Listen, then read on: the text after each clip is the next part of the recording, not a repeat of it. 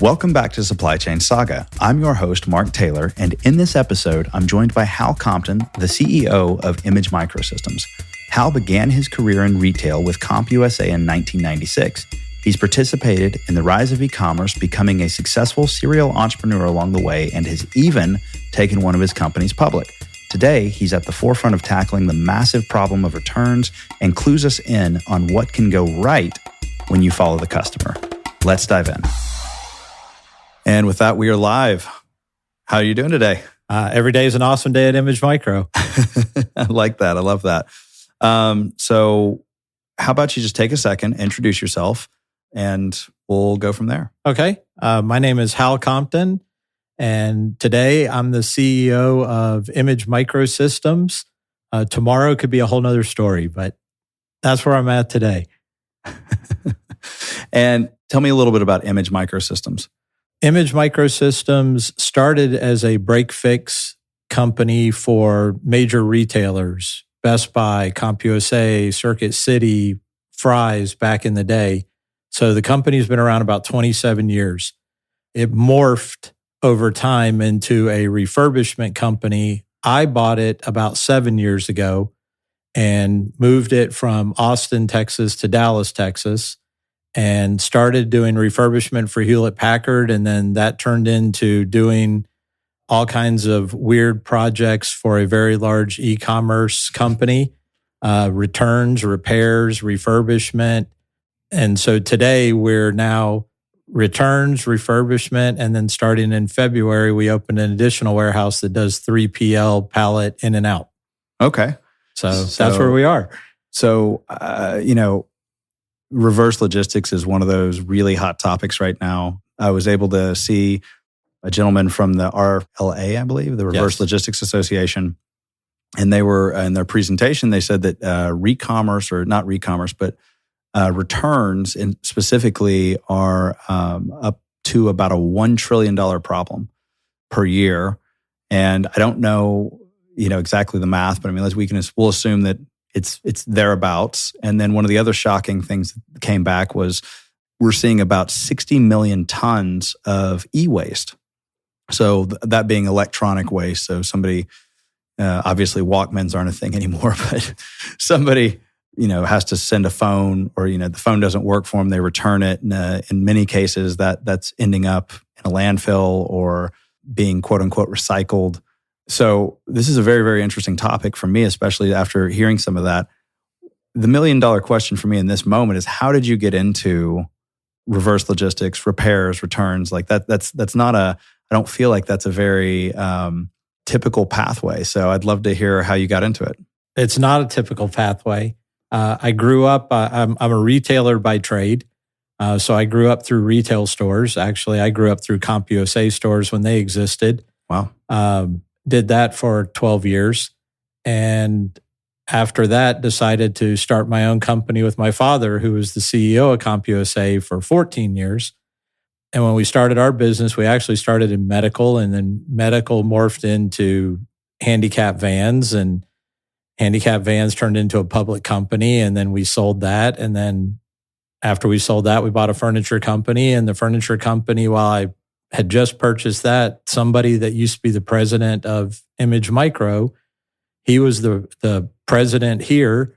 He used to be an executive with me at CompUSA, and he reached out to me one day out of the blue and said, if you were running this company, we could 5 times what it's doing. So after 24 to 27 years, he didn't feel there was any more growth opportunity. So he reached out to me. I came and visited the company, and a couple of months later, I owned the company. So that's how I got in, and I knew nothing about refurbishment. All I knew is, from a retail perspective, I knew how to sell printers and laptops, but from a reverse logistics, how do you buy them, repair them, go through all the regulation that you have to with Hewlett-Packard to then get them ready to go back out for sale? I knew nothing. So luckily, I have a good team. My management teams followed with me. Almost all of us were CompUSA graduates. and they've stuck with me for about 20 years. So I've owned about 10 or 12 different companies over the last 12 to 15 years. And this is, like I said, this is the latest. The thing that popped into my head as you said that was, most people from 20 to 40 will change jobs. I think it's 10 times. I don't know that I've ever met another serial entrepreneur that has owned 10 to 12 companies in as many years. Yes. And that same, I was 34, 35-ish. So in 15 years, I've almost owned a company a year on average. Wow. So hasn't quite worked that way, but. And I'm assuming every single one of them was an absolute smashing success, right? No. A few were huge duds, but a few have turned into home runs. And luckily for me, this one, we've always had the philosophy of follow the customer.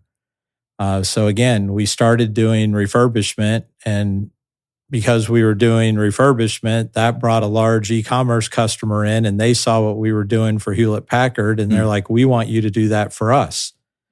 So that led into starting to do stuff for them.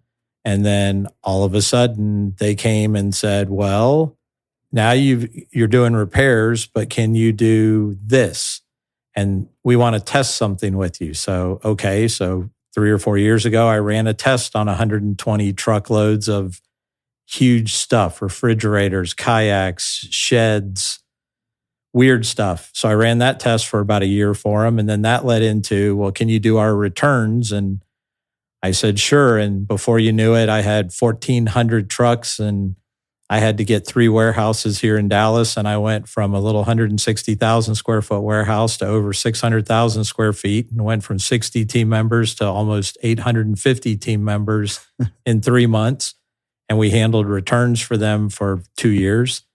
And then that test ended, and then they said, well, test this and test that. So whatever the customers want. And then a few months ago, I had a couple of customers, well, can you store our product? Sure. So we rented a warehouse 5 miles down the road, and now I'm back in 2 warehouses, and now I'm officially called a 3PL. So it's amazing where life can take you if you just listen to what your customers want. Yeah, absolutely. So there's about 10 things I want to lob onto and dig into, but let's go back to more of the origin. What was the conversation like with your father that said, he's CEO of CompUSA, everything's going great, or maybe it's not, and he says, hey, let's look at this, and it was a pivot, away from electronics, really. So how did that happen? Like, what was that like? Okay. Well, my father actually retired in 2005. So after he retired, I stayed on with the company for 2 more years. I was the vice president of stores and operations by then. And I stayed on, and as the company floundered, because after he left, we went through 3 CEOs in less than 3 years. So he ran it for 14 years. And then after he left, nobody could hold it together. So I left, and when I left, actually, I went and interviewed to be the president of Abercrombie and Fitch. And it was the most horrendous interview I've ever been involved in my career. And as I'm walking with the CEO through what my plan would be to write the company, and I start talking about how stores should be run and this and that, the guy interrupted me and told me, well, none of that, I don't care about any of that. I just want pretty people. And I'm like, well, that's why you're in the problem you're in right now. And then as we continue to talk, he basically told me everybody that worked for him was an idiot and that they were stupid. And I'm not the smartest guy you'll ever meet. I mean, I'm the most self-proclaimed charming and delightful one you'll ever meet, but I'm not the smartest. And so I knew I was going to end up working for that guy, and I just didn't like the attitude. So I flew home from that interview, and I sat down with my father, who was retired, and we were actually kind of laughing and talking about all the knuckleheads that we had worked for over the years. I included my father in my list. He didn't include himself in any of the list. And we started laughing and talking about it. And that's when my father said, well, maybe it's time for us to be the knuckleheads. So he said, why don't you go find a business and let's go start our own company. So I went out, started researching different companies based on their profitability. And we ended up picking a durable medical equipment company. which I knew nothing about. Hospital beds, wheelchairs, power chairs, oxygen. They were just very profitable. So we ended up buying a durable medical equipment company and starting with that. And then it just morphed. And before you knew it, we turned it into a $100 million company doing handicap vehicles, which had nothing to do with the origin of where we started. But again, we followed the customer, took it public, and after 5 years became the largest handicap accessible dealership in the country. And then somebody came and bought us. So that's kind of how we ended up on a weird entrepreneurial twist. Is one bad interview changed my life. So when you say you were looking at them, were you going to like business brokerage sites and you look at listings, or how are you getting into it, and how did you identify that the profits of that company were just so fantastic? I started by, actually, this was back in 2008. So just started looking at websites for businesses for sale. And then that led me to a few brokers. And then I met a couple of business brokers. And then when I met a couple, they each have kind of their listings and what they're focused on. And even though I lived in Dallas, I ended up meeting a broker out of Florida. And he had a very profitable durable medical equipment company for sale in Mobile, Alabama, which was not where I expected to buy my first business. But that's where we ended up buying a little $3 million business to start. What were some of your takeaways? I guess, I have friends who've gone down that exact path, and every single one of them has a gotcha story. And I find it actually rare that there's not at least one, because it's like you don't know what you don't know. What were some of were there any gotchas in your mobile durable goods business? Almost immediately. So you buy a company, you look at it, you're like, okay, we can run this. We thought we went small enough. But what you don't know when you get into a business as an entrepreneur, which I'm sure you've run across too, is you don't know the unknowns, because you don't understand.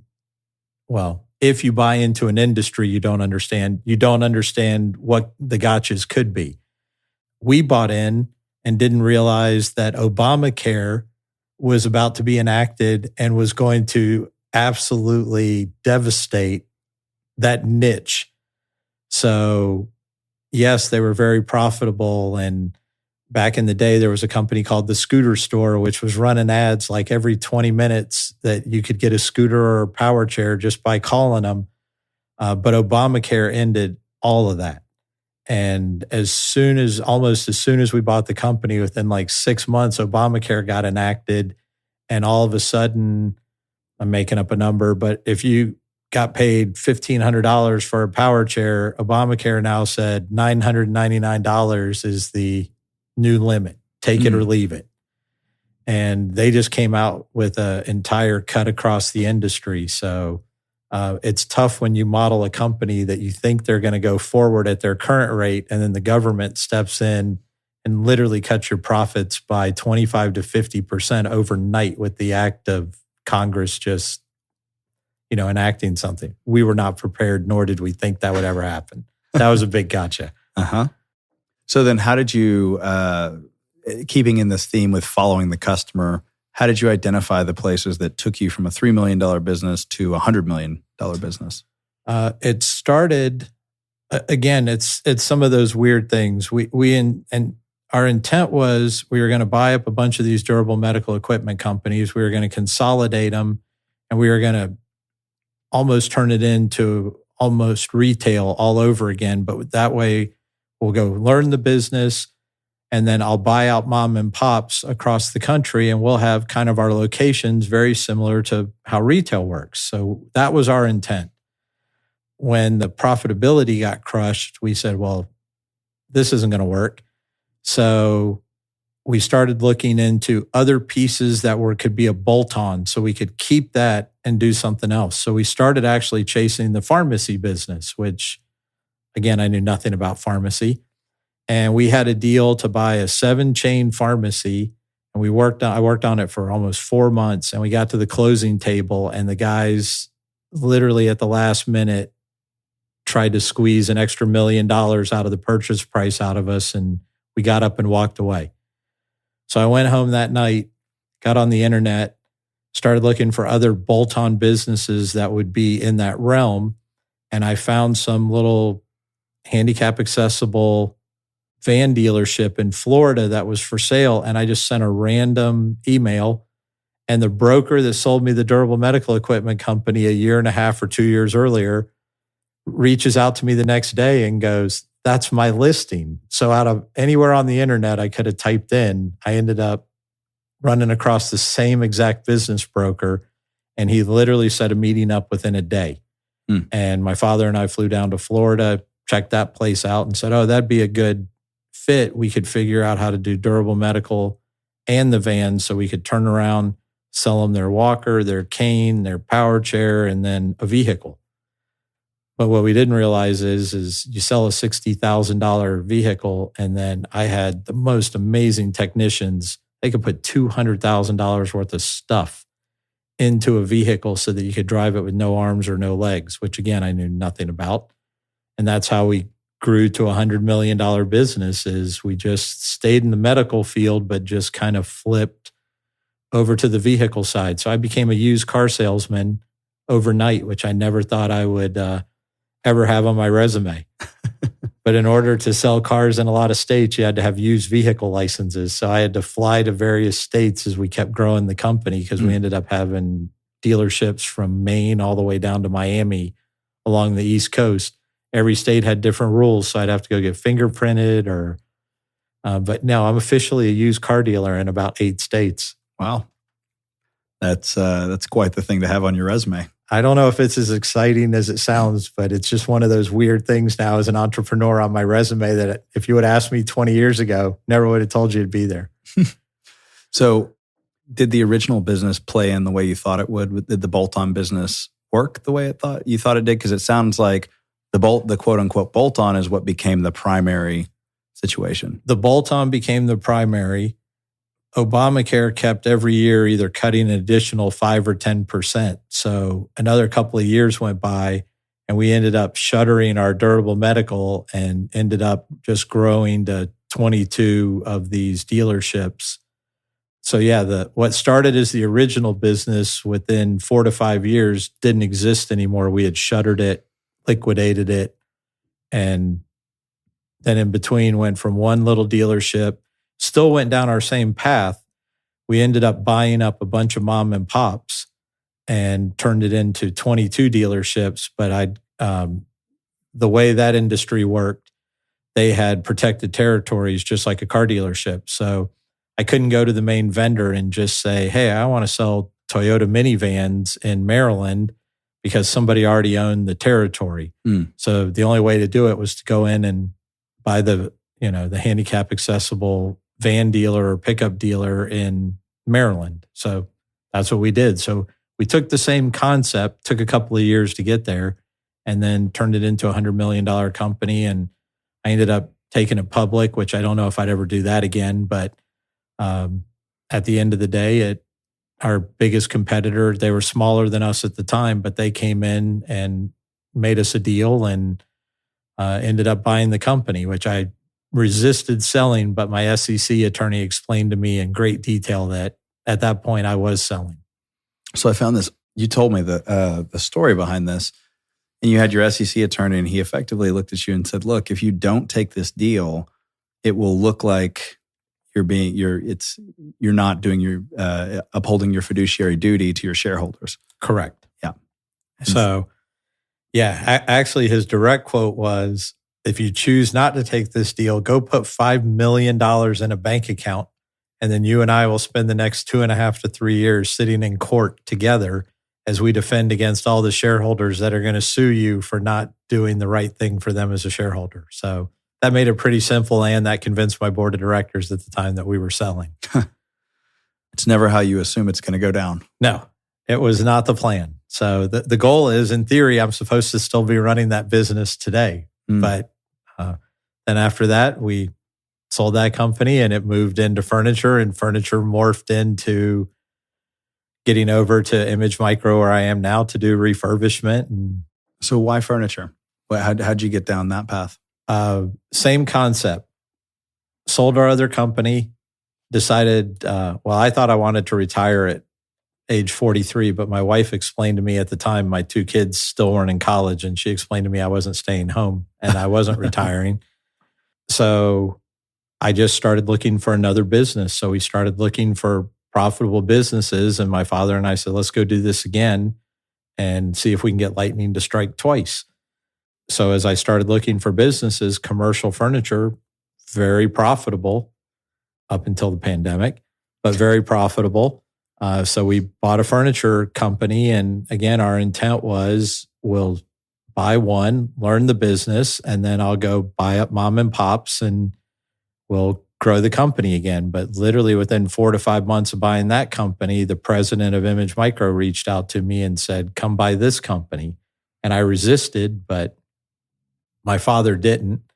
And after a couple of days of arm wrestling and thinking about it, we ended up deciding to do this business. So I ran the furniture business for the last 5 years.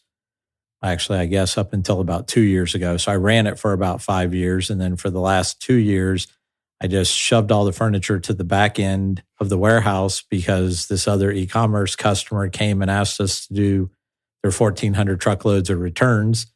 So I ended up turning that warehouse into a production facility literally within 10 days.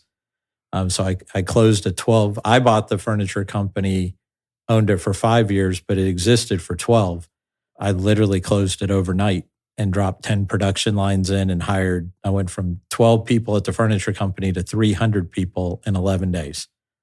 And we started receiving trucks and doing returns. So it became one of my 3 warehouses. But again, the customer asked and they needed something within 10 days and I couldn't get a warehouse during the pandemic. So my furniture company got shuttered. And again, that was just another way to follow the customer. Weird track.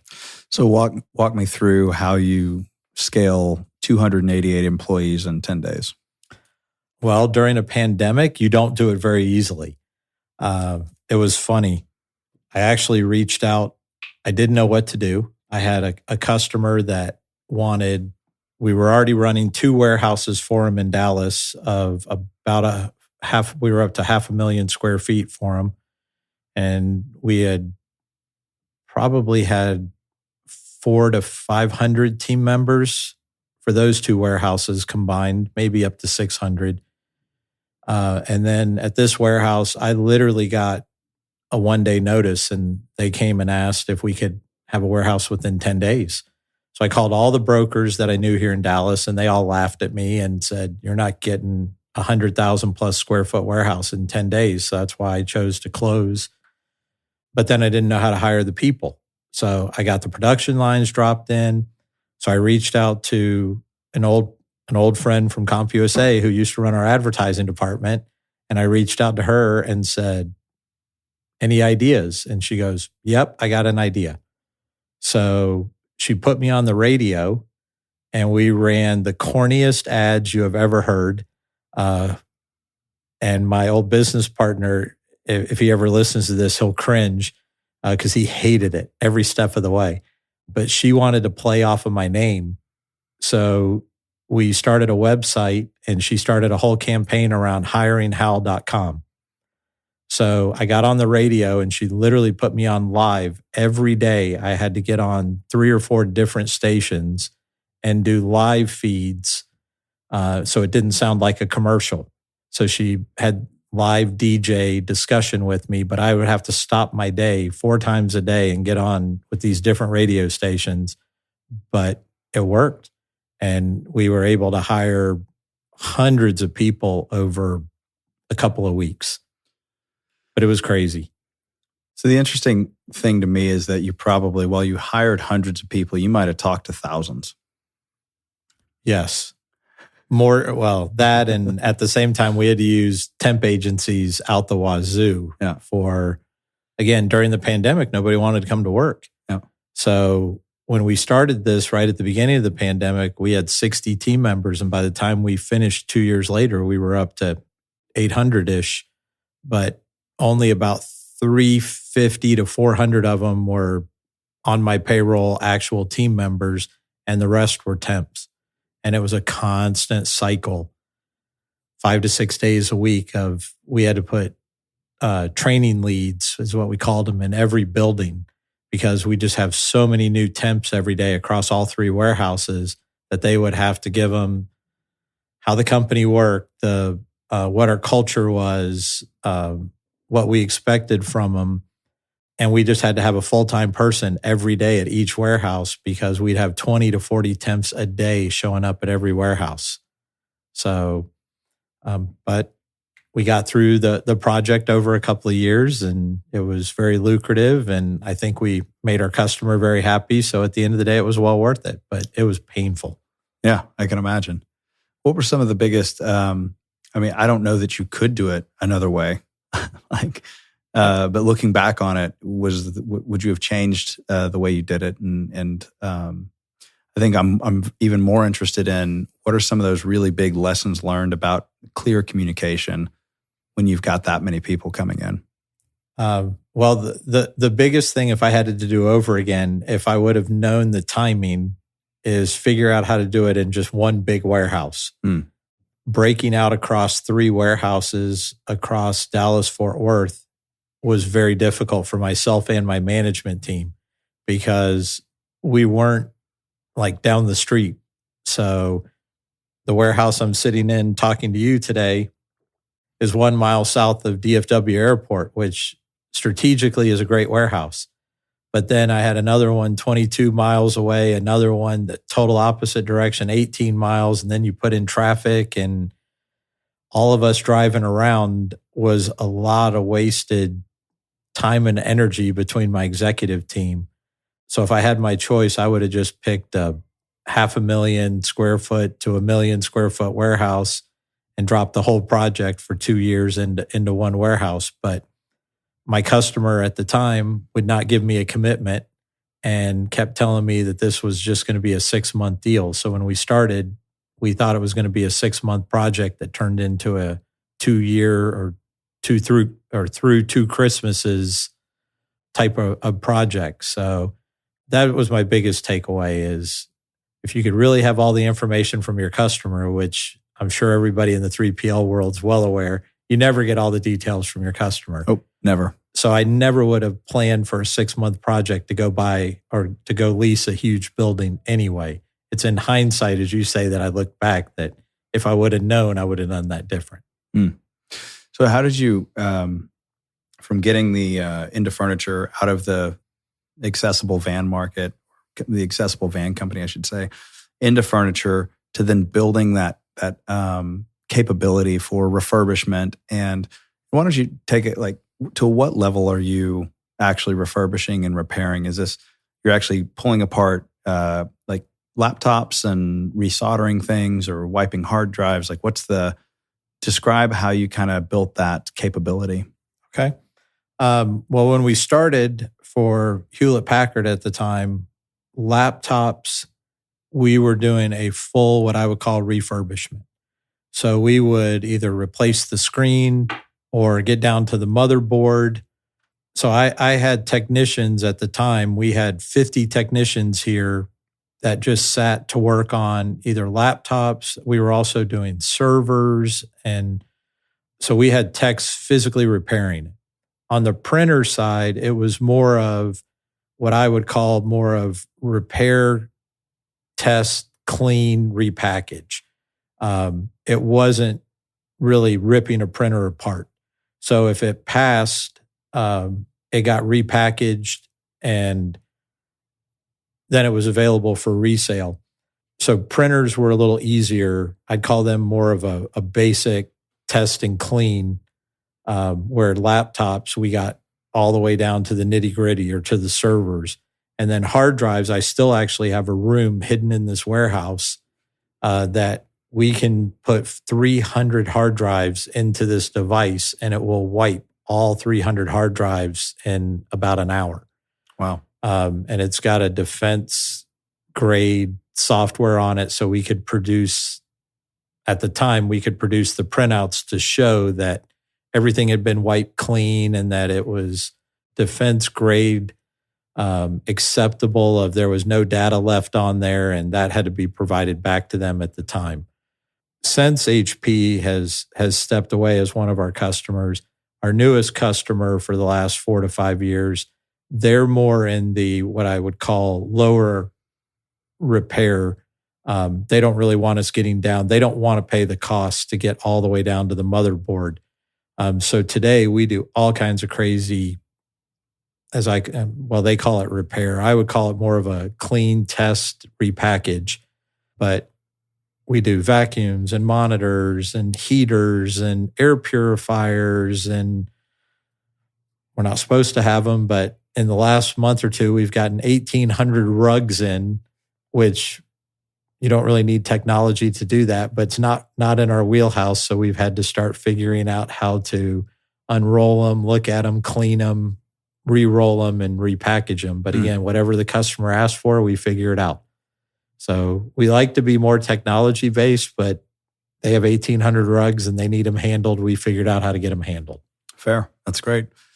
One of the things I think I did, as you were speaking, it kind of occurred to me, there, in a way, when you bought Image Microsystems, a lot of that talent was native. Like they had the technicians. There was already an understanding within the Image Microsystems for how to do basic your basic refurbishment and repair and tearing it down. So were they already doing that, or is that something that you brought Hewlett Packard to the table after you got a hold of it? No, they were doing it. Okay. Like I said, when the company started, the original founder was doing break fix, and break fix was computers and laptops. So all the big retailers 20 years ago, me included, when I used to run CompUSA stores, a customer would bring in their broken laptop, and before Geek Squad or any of that, we had our own technicians in every store that could repair computers. But if it needed a part, we shipped it to Image Micro at the time, not knowing 12 or 15 years later, I'd be dealing with a company that had been one of our biggest suppliers. I just never dealt with Image Micro on the operations side because I didn't run the tech side of our world, but they've been doing it for years. So then they went from break fix to actually doing refurbishment for Dell before I came along. And then Dell, for them, morphed from Dell into Hewlett Packard. And then by the time I bought the company, they were already in bed with Hewlett Packard for probably 2 to 3 years before I took over. Now, the problem is when I chose to move the company from Austin, Texas, 4 hours, 3.5 to 4 hours south of Dallas, I only had 3 employees that followed. So we had to rebuild that knowledge base in Dallas. But by then we kind of had the playbook. But yeah, we had to bring in all new team members in Dallas because I didn't want to do the commute. So when I bought the company, the intent was learn it, run it for 6 months, and then move it to Dallas. So after that, like I said, we had the playbook. We saw how they did it. And then we just hired all the right team, and we've grown from there. Outstanding. Having had my own love affair with Austin, I've lived there 3 times since 2007. I've made that drive many, many times. I assume, but when you guys bought it, so there was no conversation like, maybe we'll go down there, or what was the consideration to make sure you move it back to Dallas? That was the consideration from day one. And actually the president at the time who convinced us to come even look at the company, he was commuting from Dallas to Austin for the year prior. So he was urging us, if we bought the company, to attempt to move it to Dallas also, because he didn't like doing the commute. So another one of those crazy entrepreneurial, because I'm a cheapskate. To your point, I still had to learn the company. You can't just uproot it. Well, you can. We didn't think that was a smart move. So at first, we went and found a cheap hotel. But then when you got 5 or 6 executives driving down there every week, and now 5 of you are staying at a hotel 5 nights a week, it got very expensive really quick. So we rented a 5-bedroom house in Austin and literally ran to a mattress store and bought 5 beds and went to Big Lots and bought the cheapest little living room furniture set you could buy. And 5 of us, including one female, because my CFO is female. So she lived downstairs, and the rest of us all lived upstairs. And we lived in a house for 6 months, and we would just go back and forth to Dallas. But to keep our costs down, we just rented a house and had no TVs in it, no nothing. We all went to work every day. We'd get up at 6 a.m, meet downstairs, all drive to work together to the new warehouse, work for the day, go to dinner, come back, go to bed. Yep. And we did that 5 days a week in what we labeled the frat house. I don't know if our CFO agrees with that term, but at least for the upstairs, it was just 4 guys and a gal living in a house. So sounds like a sitcom. Yeah, I'm sure it was. So one of the things that fascinates me as a bootstrap entrepreneur is, I always joke that bootstrap is an alias, or it's another way of saying undercapitalized. But when you have to go from 12 employees to 300 employees, or you scale up in this to a much larger facility very, very quickly, how do you end up financing that typically? Is that from cash flows of the operation, or do you have to go and borrow on a line, or how do you approach those? We've done it a few ways over the years. So as my father calls it, his favorite type of financing is OPM, other people's money. Of course. So we've been lucky. We have had a fantastic banking relationship with the same bank, which is actually based out of Tampa, Florida, which is nowhere near Dallas. But we've been with them for probably now at least 12 to 15 years. And they figured out, based on myself and my father's background, that I guess we were worth taking a gamble on. So every time we hit a new venture, or one of these customers comes and says, hey, we need 3 warehouses in Dallas for a 6-month deal, they've been willing to help support us. So sometimes it's through loan, sometimes it's through line of credit. This large e-commerce customer, the person that used to head it up was a very logical ex-retailer also. So he and I got along really well. He even saw the expense. So he was smart enough to say, well, let me do some things on my side so that you don't get crushed, which most business customers, as you know, don't care about looking out for you as their vendor. That's your problem. But he at least stepped in and said, hey, let me move you from a net 30 to a net 7. And why don't you bill me weekly? And let me go to the finance department and let me see if I can get you some upfront money. You'll have to pay it back, but let me see. That didn't happen. But 2 different times, he at least went to the head of finance in this Fortune 100 company and at least tried to get them to give us hundreds of thousands of dollars in upfront, and then slowly pay it back. Yeah, take it off of their weekly invoices.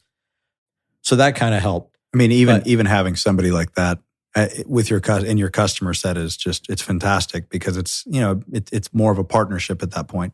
Yes. And he was a true partner. Now, he's since been promoted and moved on, and I miss him every day, because it's hard to find a partner that thinks the same way of, how do I look out for my vendor partner? But he did. And back to your original question, it's either been personal money from myself, my father, or our bank, which over the last 12 years or so, we're down to almost no money owed to our bank at all. Between all these different companies we purchased, they've always just been behind us. So, and you were doing all that borrowing when interest rates were very, very low. Yes, but your definition of low and mine are 2 different things. Of course. But now is when your bankers really want you to utilize those lines of credit and those loans and things like that. So, I mean, you're breaking their heart. Yeah, well, over the years, you got to remember, I've been using them since 2008. So even in 08, 09, they were making a killing when, the economy tanked back then. And of course, that's when I chose to start to be an entrepreneur, is during the worst 2 years financially you could have picked. But no, in between, to their credit, if you ever can find a partner in a bank that I talk to my banker at least once a month, have for 12 or 15 years, he's always looking out for me of, well, let's refinance that, or he put me in this weird loan program where if interest rates went up, our payments went down. But if interest rates went down, our payments went up. So he put me in some weird different programs over the years, but he's always attempted to find ways to help me hold on to cash. So again, it's always about people and process. If you can find the right people and surround yourself with them. I just got lucky. This banker's liked our story. Personally, he's always liked myself and my father. So he has just bent over backwards. And then over time, he's been promoted up through his bank over the last 12 to 15 years. So as he kept getting promoted, he's just helped us. So just keeps bringing you up. Yes. That's great. So within the same topic, but definitely taking a little bit different approach now, tell me how you think about returns, reverse logistics, and all this sort of stuff. Like for me, it's a consumer behavior thing. And I think it's about to, with some of the announcements that Amazon's recently made they may start flagging products that are high return items. They may start, kind of giving customers who return a lot of things a little bit more of a black mark, or I think they've done that for a bit, but they're also starting to speak of, well, in some cases, we're going to make the customer pay for shipping back. To me, these are all necessary trends that are going to happen for us to get kind of this under control. But, you've been so close to it and you've worked a lot with it. How do you just view, this is a very open-ended question. How do you view returns and in general at this point? The sad part of returns in today's environment is it is a messy business. So if you want to get involved, or any of your listeners want to get involved in returns, just understand I'm a neat freak on how my warehouse looks. And when my big e-commerce customer came in, the biggest compliment they paid me is they'd been in hundreds of warehouses and we were neat and we were organized and we were clean. You get into the returns business, you can kiss that goodbye if you're a 3PL today, because you don't know what's going to come in. Well, you might if you set up with your customer. My customer sells so many various products. We started with 12 categories 4 years ago, and now we're over 600 categories that come in our back door here every day. Because I have stuff from lipstick to vacuums to monitors to refrigerators to earbuds, phones. I get all kinds of crazy stuff. But then the customers don't return it in the original packaging. You have to sort it. You have to try to keep up with it. Then you have to go through the rules that your vendor puts in place of how do they want it graded or repaired or repackaged. So I think over time, you're going to see more and more e-commerce. They're going to have to get a handle on slowing down returns, because we're the only country that really allows you to return anything you want for any reason you want.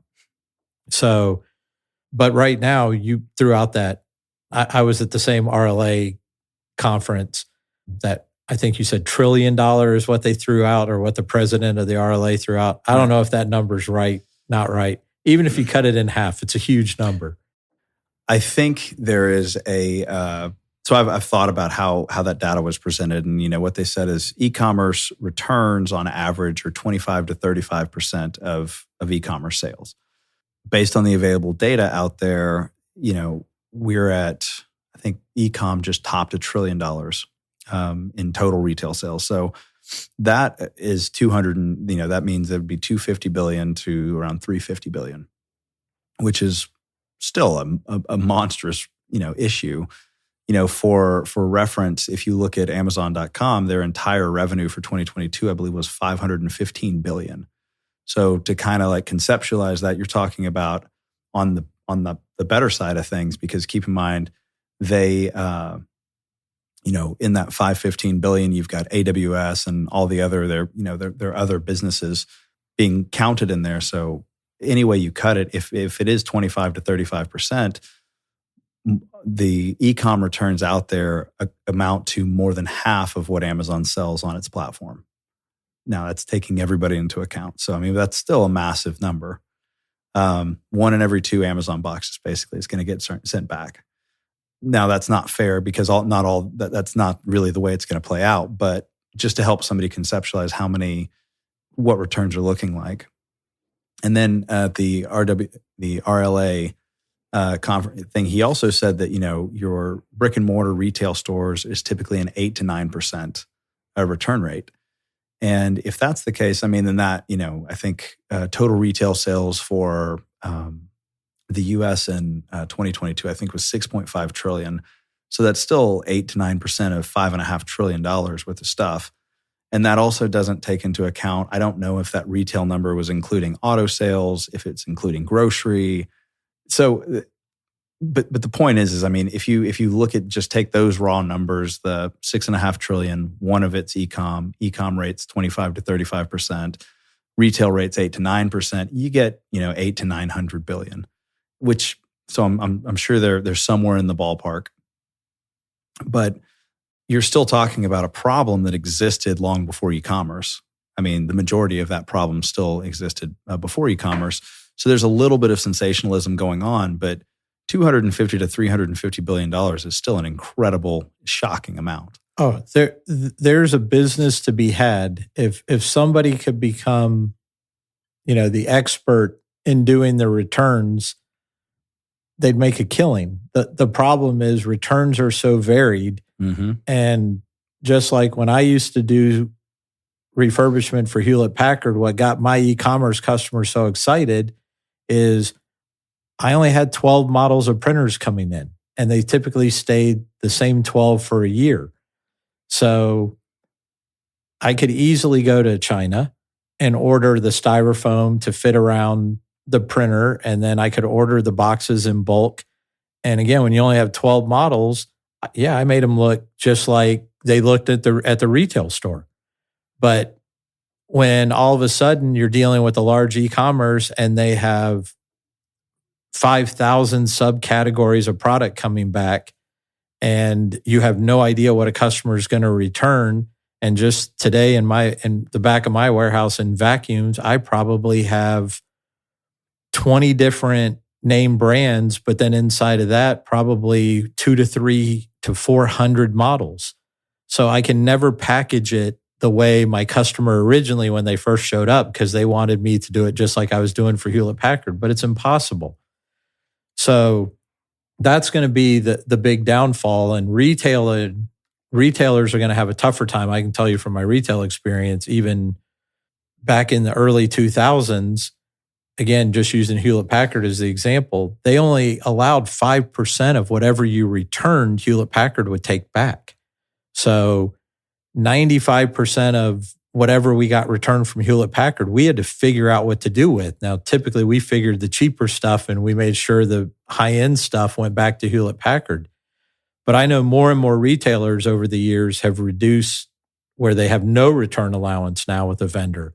And I'm good friends with one of the executives at Sharp, and he used to run Samsung, but now he's at Sharp. So when he moved to Sharp, of course, I tried to figure out how to do the refurbishment for Sharp. But Sharp put a rule in place years ago. They give no allowance anymore to retailers, so they take 0 product back. So Sharp has nothing to refurbish because it's the retailer's problem. It's not Sharp's. And I'm not picking on Sharp. I'm just using them as the example, but they already figured out how they don't ever have to take a return for the rest of their life unless they do a recall is about the only way. But now all those retailers are stuck with, if they buy a Sharp product, it's theirs now, cradle to grave. So companies are going to have to figure out how to get rid of this many returns. And I think you're going to see Amazon have to stop having what I call the Nordstrom approach over time, because there's just too many returns and it's just going to get worse. It's not getting better. Right. And if anybody doubts it, they're more than welcome to come visit my warehouse and just see how much stuff's piled up here. So, yeah. So there are a number of models out there trying to address it. right now. I mean, there's like why don't you describe? So if something comes to your warehouse, you guys run it through I call it a stage gate process, but basically step 1, is this the thing? Step 2, does it have all these parts? Step 3, and so on and so forth. And so if it gets through your entire process and it's eligible for a return, which I don't know what the percentage is for that, but let's say it's eligible to be resold again. And I assume if it's electric, if it's an electronic of some kind, it can't ever be resold as new. It's going to have to be sold as this is a used product, because I think we've got the rule in the United States, whereas if it's been plugged in, it can never be sold as new again. Yes. And my biggest customer today, they specifically, everything is denoted as used once it goes back to them. But when I'm done, if it passes, they have different steps as we go through, depending on how we grade it, or we answer the questions as we do the repair. So if we can't get it clean enough, we'll still say it's dirty. Well, that'll knock it down a grade or 2. If it's missing parts, that'll knock it down a grade. And they have rules with us on certain things like monitors. We're only allowed to put in so many parts and pieces before it becomes economically, beyond economical repair. So if it starts to get too high, they would rather us take I'm making up a number again, $1,000 monitor. They don't want us to go buy the stand that specifically fits it, because right.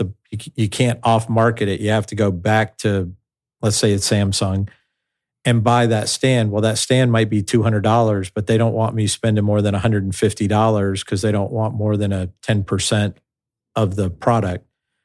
So they'll tell us grade it as missing the stand, which will knock it way down. Sure. But when they return it back to their facility, when they put it back online, they tell you if it's missing parts. They have different grades. I don't want to go into their grades because it could detail who they are. And but yeah, we have a process. We bring it in. We do that. Now I have a different customer. They actually have a unique program, and they might become the wave of the future for returns. So they came up with a software that they overlay onto big vendors' websites of a try before you buy. And I started talking to them about being their refurbishment arm. I didn't end up getting their refurbishment arm, but they're actually going to use me for their storage and distribution. But they put a try before you buy, and they ship you a refurb product. And then if you don't like it and want to return it, they refurb it again and just put it in their pool. But now they're not sending out a new widget to the customer to return. They're using their existing returns. And then what they attempt to do is convince the customer, well, if you really like that product, it normally sells for $500, but keep the one you have and we'll only charge you $300 because it's refurbished. And then they don't take the return. They didn't have to open a new product. So this company I'm dealing with, this company's come up with a new process, and they're signing up more and more high-end customers to put this on their website. So hopefully that becomes more of a wave so that you don't have so much open return product. So I'm assuming that sounds like Knox business model. Sure. I actually know Bobby. We sat down, we had tacos probably about a month or two ago, or tortas in Austin. They're doing some really, really interesting stuff. He's doing a lot of interesting stuff, and we've partnered with him. Actually, he's here in Dallas today. So walking our other warehouse. So as we speak. So no, but hopefully they become the future of how people want to relook at doing returns. But I think Amazon putting in $1 to take it back to UPS right now, people are saying that's going to reduce returns, but I don't think that's going to do anything. What it's really doing is it's forcing people for that $1 to be stingy enough to go somewhere where they're using their internal transportation instead of UPS. They got to go 2 or 3 steps farther, in my opinion, to really start to curve putting stuff into landfills. And now my customer makes us recycle everything, and everything either goes to liquidation, or if it has to be destroyed, it has to go back to them, and then they get the proof of destroying it. But not every e-commerce, to your point, is going that step today. So how much stuff's going into a landfill? I know years ago, Amazon was even talking about ways to get rid of their returns, basically by shooting them into space. Cheaper. Yeah. Because you just shoot it and send it, never comes back. Cheaper than a landfill.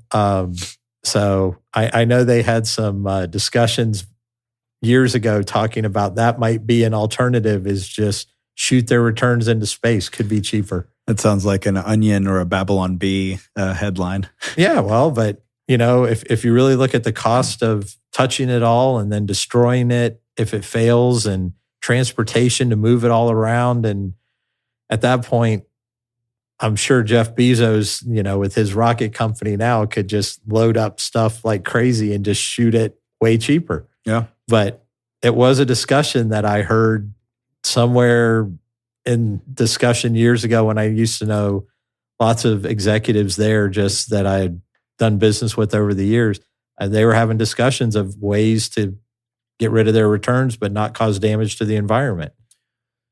So there are a lot of different business models out there. In the one case we've got, I think the NOC is doing very, very, very interesting stuff with especially the high-end stuff, because it's like, I don't know if I really like this. I can't, this is a see it, feel it, touch it, use it kind of thing. And I know going into it that I can send it back. I think that's a very interesting approach, but there's also this level of goods that have been purchased that are in the $10 and $20 and $25 range, where it's just like there's almost no way you're ever going to make it worth it to bring it back and resell it to another customer after somebody's touched it, and then ship it out. Your COGS on it, your landed cost is probably rarely gonna justify incurring more cost and then selling it at a bigger loss. And so I think I've seen a couple people who are doing this. They're trying to go to consumer points. So I buy something, I decide I don't like it. I say, okay, fine, we'll give you the refund, but we need you to hold it, or we give you an amount to that we're going to refund it, but we need you to hold it for a week. They find another customer, and then they just ship customer one the shipping label, slap it on, send it to the UPS store, wherever it may be, have your guy pick it up when he's dropping off another Amazon package or Walmart package, whatever it may be. And then it ships directly from customer one to customer two. And it's sad that the consideration, in my opinion, it's sad that the consideration about why that's a hard business model to go down is because people aren't going to grade it correctly. Or you might, what's the verification that, I got the Billy talking bass, that sits on my wall, and who's verifying that that's what went in the package and that's what customer two receives, and who's telling the truth if there's a discrepancy. Like, I see the issues there, but that to me is probably the least environmental impact you could have as far as dealing with returns or repurposing them. There are also people out there, as we know, that'll just buy the trailers, and they'll say, okay, well, I know that we're going to have to throw away 25 to 33% of everything that comes off that trailer, and we'll sell that on a marketplace ourselves. And that's a hump busting thing right there. I've done that business too. Yep. So yes, you can buy all these truckloads. You can go to lots of liquidation sites, to your point today. But yeah, I bought trucks from Target, and you bring them in, and to your point, you're going to know 25% is garbage because it's broken, it's empty packages, it's, again, that's a messy, it's part of returns. It's a messy business, but it's also not environmentally friendly because, to your point now, 25% is people are just buying these trucks, or I'm going to sell them my underwear from home because I'm going to go buy this truck they're not worried about recycling the 25%. They're throwing it in the garbage. So we are, but to your point, that's the next avenue. And I think you're going to see more and more of that because it is too easy today to buy a truck from Target, turn around, and then go relist it back on Amazon because you bought it cheap, but I don't have to own a warehouse or a store. And then I'm going to tell Amazon, keep it if somebody tries to return it. And they're going to sell what they can sell. And they bought a truck for $5,000. And if they reflipped it on Amazon for $10,000, but now there's more stuff sitting in the cycle at Amazon that is now another problem, but that person is out and gone. And returns are they're a nightmare all the way around. And I don't think anybody's going to come up with a quick solution in the next 10 years. I agree with you. I don't think it's going to be a quick solution. I think consumer behavior has to adjust. I mean, it really does. And, every person I talk to says to a man who or a woman, just to a person, everybody I talk to says the person that's purchasing used, refurb, or whatever is not the same customer as the person who's buying new. Never is. And agreed. Because it's like, and it's interesting. And when I think about my own buying behavior, why is that? And should I be looking more at used things and that kind of thing? And I believe if we are on the path to a hard few years, if that's what ends up happening, or God forbid some disruption with China happens that basically makes us stop purchasing or stop manufacturing a bunch of things from China, then the way we consume is going to absolutely change. And it's going to change in a very, very big way. And so I think it goes from this big problem to where all of a sudden consumers make an about face, and you have a certain amount of absorption where everybody starts craving those things because you can't get new ones. I mean, you saw it during the pandemic, where you might have toilet paper be off the shelves for a month, and then they would limit how much you could buy, and it was rationing. It was modern day rationing. Yep. And so that made it to where all these other ancillary things that were on the shelf that were that you might not otherwise consider, but like napkins also went out, and then paper towels and any kind of like other sorts of like cleaning things like started becoming substitutes. You look at the hand sanitizing thing. I remember in my feed or on LinkedIn or Facebook or whatever it was at the time, you would see how to make hand sanitizer at home. Like, how do you do this? You mix the aloe vera and you mix the alcohol, and that's your homemade hand sanitizer. Right. So I do think it's interesting. I mean, the incredible wealth of our country and how much we consume and spend. It's like it's a favorite pastime at this point. And if we do hit hard times, I have actually, maybe this is way too optimistic, but I do have optimism that we will figure out the consumer buying behavior will just completely shift, or hopefully it'll shift. And a lot of these used items will be consumed, and they'll be more sought after, which then you start to see, you start to see a more direct, I guess, a more defined channel for it. Because right now, as you know, you can go on to bulk, bulq.com, which is Optoro's marketplace. You can go to Bstock. You can go to Craigslist. You can go to eBay. You can go to all these different things. And it's like, but you've got, there are auction sites out the wazoo. I mean, I know Burbank, there's some that, then there are the really large liquidation plays. So it's like, there's not a defined player. There are big players, but how it's getting itself back into the market and then into the hands of the individual consumer is not very well defined yet. And until there's an Amazon of used, and eBay, of course, is probably as close as you could actually say it is today, but we're not talking about items that you're typically going to sell on eBay. Well, Amazon, to your point, they have a used site. Yep. But they don't advertise it. So, they have Amazon Deals, which is where a lot of refurbishment stuff goes. And then to your point, B stock, typically companies know about B stock, not end consumers, but a lot of these big companies have gone to B stock. I've bought truckloads from Walmart there. I bought truckloads from Costco there. But again, the end customer, sitting in their house doesn't know to go to B stock, and they can go buy a truckload of stuff from Walmart.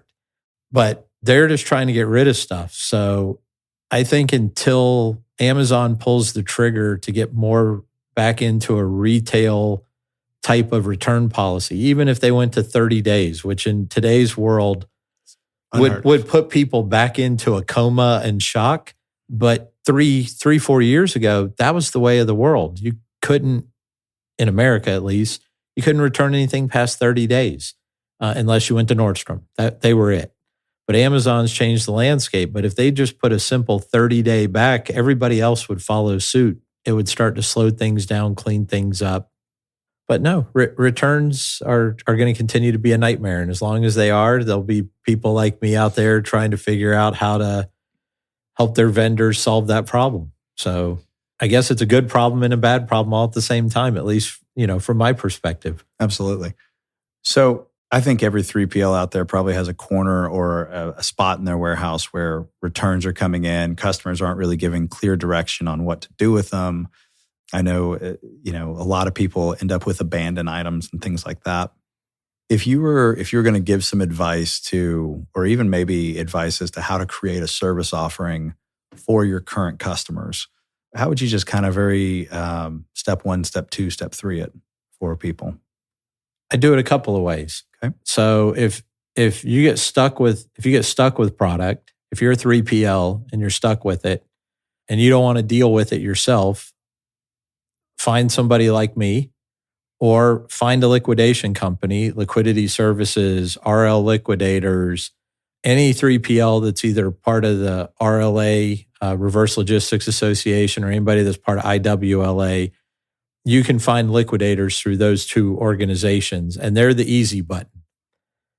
They'll give you some type of deal of some type of split. They'll take the product, they'll get it out of your warehouse fast, which I know as a 3PL, a lot of times you just need the stuff out of the way. So my first recommendation would be, if you don't want to deal with it, find somebody you can get it to that will either process it and give it back to you in a refurbished condition so you can make your money, or find a liquidator and get rid of it. Step 1. So I'm going to pause there and I'm going to say, I agree with you. And I'm going to add that for any 3PL out there that does that, make sure that your customer has either truly abandoned it or there's no legal claim to it. And you can do that by enforcing a warehouseman's lien, which is, I'm not giving legal advice here, but there is a tool, UCC 7210. You should research that and make sure that you're not, working with some customer that just doesn't want to pay or doesn't want to pay today, but wants you to make some kind of mistake and then goes after you for punitive damages or something like that. Totally agree. I need to say that. And most of the big liquidators, they're going to ask you right away, is there a lien on the product? Do you own it outright? And if you start wavering, well, my customer abandoned it, most of the big liquidators are going to stop you at that point and go, until you can prove to me you own it outright, yep, we're not a good fit. You went through the steps. Yeah. And if your liquidator doesn't tell you that, you should be looking at different liquidators, because they should be warning you to help protect them and you. Well, and what most warehouses don't understand, and what I didn't understand until I went through a couple warehouseman's lien situations myself, is the purchaser of the goods cannot, they don't really, it's going to be very, very hard for somebody to go after them. But somebody can go after your warehouse for not only the value, but they can go after punitive damages as well. Yes. And once again, that's the provision that the Universal Commercial Code has put out there is under 7210. And that is there's a version 1 and a version 2. And it's a very, very specific thing, but it's also a very powerful tool for a warehouseman, because it allows you to recoup what is owed to you without taking somebody to court. But there are very specific means to go about it. So just No, that's good advice because I can tell you from dealing with it, yes, you hit the nail on the head. So if you're going to go that route, follow everything that you just heard. That way you keep yourself safe. Yep. So the execution of 7210 is its own thing, and that is on any of the listeners out there. But if you're looking for it, 7210 UCC is the one. Now, if you own the product, after that, do you want to list it yourself? Do you want to put it out to FBA? And again, do you find somebody to repackage it, get it back to you so that you can maximize your dollars? That would be step 2 for me. Again, you got to look at your own game plan as a 3PL and decide, how do you want to maximize your dollars or your space? And again, it's you have 3PL warehouses. Sometimes you got to have the stuff out of there immediately because you need the space. Sometimes you got to make the decision of, I need as much money as I can get for it, where liquidation's a bad choice. So at that point, find somebody you can partner with that runs an auction site or list it yourself. I've listed all my products in the past. I've been on every marketplace you can imagine and self-fulfilled through Target.com, BestBuy.com, Walmart.com, Amazon, eBay, OfferUp. I've done them all. And then I'm trying to think if there's a third solution outside of that other than, I guess, send it to space. So, yeah. When you in those times when you listed it on the marketplaces and things like that, was there any? Was it worth it, or was it? How did it work out for you? I'm not an automated warehouse, and I've never chosen to be an automated warehouse. I know a lot of your listeners have, but every customer is different. So in my world, one of the reasons my largest customer likes me is they tell me I'm scrappy. But every customer has different expectations. So you need to make sure that you're geared. I was not geared to be a pick and pull warehouse. So when we did our own, we weren't efficient. We weren't smart. I would have done better to partner with somebody that had better skill in pick and pull. I'm working on learning that skill because I'm working on attempting. That might be another business because I've got a couple of customers that want me to do their pick and pull. So I might have to get smart in it. But when roles were reversed and I was on the backside, pulling a couple hundred orders a day of Hewlett-Packard product or accessories, we weren't smart. So again, my advice there would be, if you're not good at something, find a partner that is. We muddled through it, but in hindsight, I wasn't efficient, probably cost myself more money than it was worth if I had just handed it off to somebody to pick and pull it for me. Right. But I didn't know then what I know now, and I didn't have the network inside of 3PL. If I could go back 3 to 5 years, I'd do it totally different. That's good. I think if there's anything, people could take away from this interview, other than the illustrious entrepreneurial career that you've had, which it's an incredible career. Well, thank you. Yeah, I think it's very, very interesting, to me at least. And I think it will be to a lot of other people. But I believe that figuring out returns is not only an opportunity to do better for this little blue ball that we live on, but I think it's also a way for 3PLs and warehouse providers out there to offer another service to the customer and to really say, look, we see that you've got all these things going, and let's get creative and figure out a way to turn this into a net positive for everybody. And I think it comes down to really understanding the cost. At what point is it a lost cause, and we just need to donate this? But there are plenty of things to do that would allow these items that have been produced, which the majority of the time are perfectly fine items. Another couple stats that came out of that the RLA meeting that we had was 76% of customers who return items say, I know that it wasn't defective. It just didn't serve me it didn't work the way I thought it was going to work.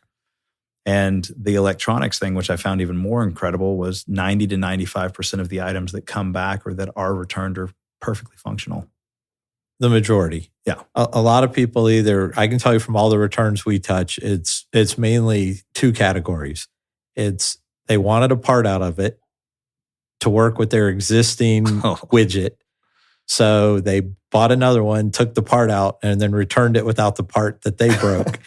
That's a lot of our returns. And then the other half is it's a rental program. Mm-hmm.